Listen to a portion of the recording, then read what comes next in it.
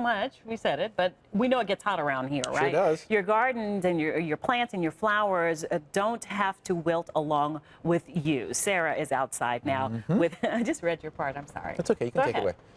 Sarah's outside now with garden expert Derek Thomas, our favorite from Thomas Landscapes, with some great ways to fight the heat and the drought.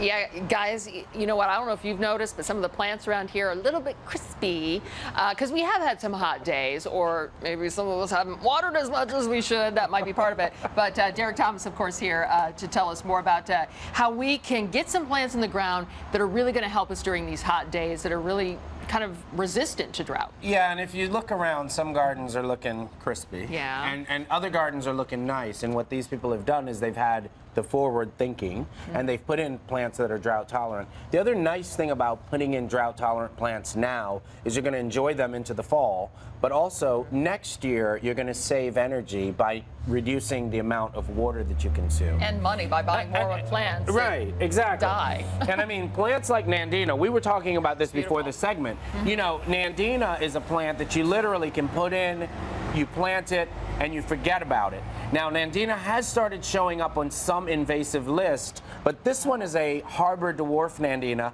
It doesn't produce the berries. You still get the beautiful foliage. And it's the berries in Nandina that people are concerned about being invasive. But because these are like, what do they call it, firepower, or what are these? This one is a harbor dwarf, which is another hybrid. Okay. But yeah, this one was definitely one that's not going to produce the berries, not as invasive. What else we have? Succulents. Succulents have become all the rave, and I mean, first of all, they are such a strong architectural presence in your garden. So you've got plants like this agave and the other succulents, and also, you know, one of the nice things is that you do get these great blooms off of them. I didn't realize how beautiful agave is. Really, Yeah, the plant itself. it's really a great plant.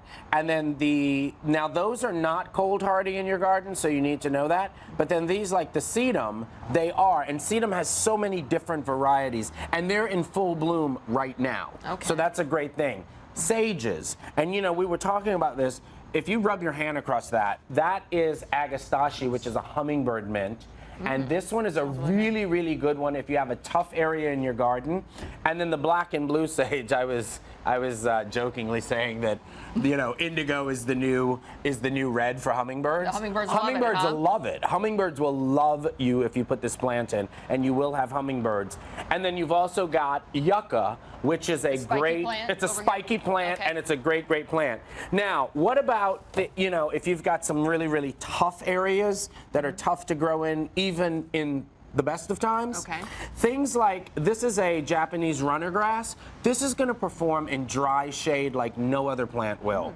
This is a carex, and this is the color that it's supposed to be. This is also going to perform very, very well in dry, medium shade conditions. And then what about if you've got a tree box or somewhere that just bakes? The lariape. The lariape. Oh my gosh, that's Talk about a plant that will withstand. I can't kill it. Right. It'll withstand foot traffic. It'll withstand, you know, our pet traffic. It'll withstand a lot. And this time of year, just when a lot of plants are starting to pout, it gives you this little bit of color, which is really, really nice. Beautiful. Now, we talked about one other way of adding some pop to your garden. My favorite. This is the chia pet on steroids, right? I was petting the grass a little earlier, guys. This is so soft.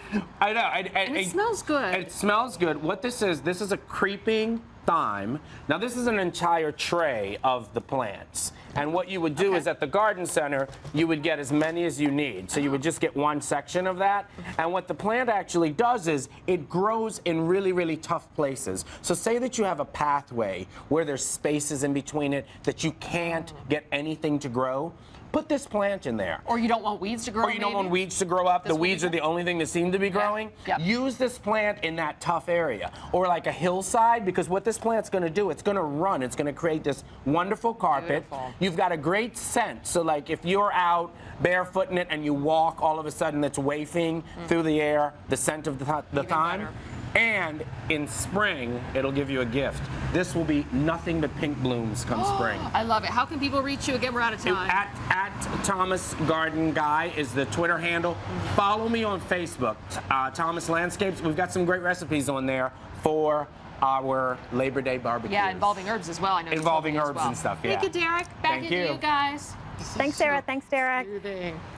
Still ahead in the Fox Beat, Kenny Loggins responds to a DC Man's Kickstarter campaign for a private concert, plus a winner in the battle between Superman and Batman and Captain America. Time right now is 9:41. We will be right back.